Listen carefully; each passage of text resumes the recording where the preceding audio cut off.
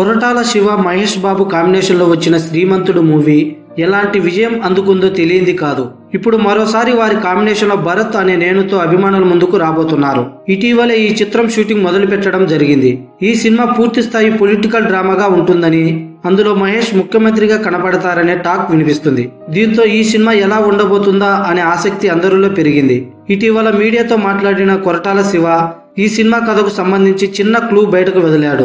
ఈ సినిమా ఏ పొలిటికల్ పార్టీని లీడర్ను ఉద్దేశించి రూపొందిస్తున్నది కాదని, ఇందులో సెటైరికల్ డైలాగ్స్ ఉండవని అంటూనే ఫ్యామిలీ డ్రామా, రొమాన్స్, ఎమోషన్స్ ఎక్కువగా ఉంటాయని చెప్పారు. ప్రస్తుతం ఈ చిత్రం షూటింగ్ హైదరాబాద్ లో జరుగుతుందని, డివివి దానయ్య నిర్మిస్తున్న ఈ సినిమాకు దేవిశ్రీ సంగీతం అందిస్తుండగా 2018లో రిలీజ్ చేస్తున్నట్లు ప్రకటించారు.